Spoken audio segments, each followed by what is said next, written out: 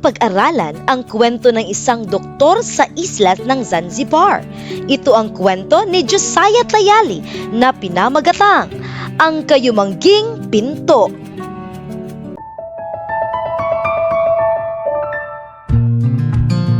Noong 1987, sa isla ng Zanzibar, Tanzania, may isang doktor na Seventh-day Adventist na nagngangalang Josiah na naninirahan at nagtatrabaho sa isang Adventist clinic.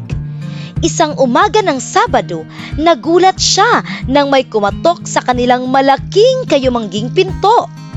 Kakaiba ito dahil ang mga tao sa Zanzibar ay karaniwang sumisigaw ng "Hello! Hello!" sa halip na kumatok.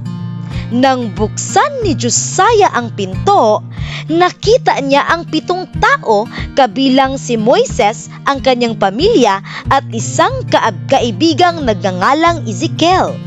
Ikunuwento ni Moises na paulit-ulit siyang nanaginip tungkol sa isang lugar na may malaking kayumangging pinto at inutusang kumatok dito.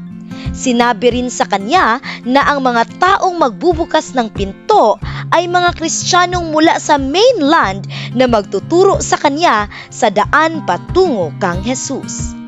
Matapos mapanaginipan ito sa 2 pagkakataon, sumunod si Moses at isinama ang kanyang pamilya sa klinika. Inanyayahan sila ni Josiah na sumamba sa isang bahay-sambahan ng mga Seventh-day Adventist. Mula noon, si Moses at ang kanyang pamilya ay regular na dumadalo sa pagsamba tuwing Sabado. Nagpatuloy si Josiah sa pag-aaral ng Biblia kasama nila. Kalaunan ay nalaman niya na si Moses ay kamakailan lamang nakipag-usap tungkol sa Biblia sa isang Adventist na literature evangelist. Inihahanda na ng Diyos ang kanyang puso sa pamamagitan ng panaginip at ng kanyang salita. Di nagtagal, sina Moses at Ezekiel ay nabinyagan sa karagatang Indian at naging mga unang Seventh-day Adventist sa Zanzibar sa loob ng maraming taon.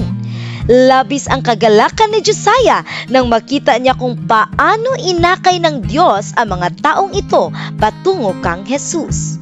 Sinabi ni Josiah na kakaunti lamang ang kanyang nagawa maliban sa pagbukas ng kayumangging pinto. Ang Diyos ang gumawa ng iba pang bagay. Ang 13th Sabbath offering ay makatutulong sa pagpapalit ng mga lumang pasilidad at pagtatayo ng 2 makabagong gusali upang mas marami pang tao ang maabot sa pamamagitan ng ministeryo ng pagpapagaling at ng ebanghelyo. Maraming salamat sa inyong pagpaplano at bukas palad na pagbibigay para sa mahalagang proyektong ito ng misyon.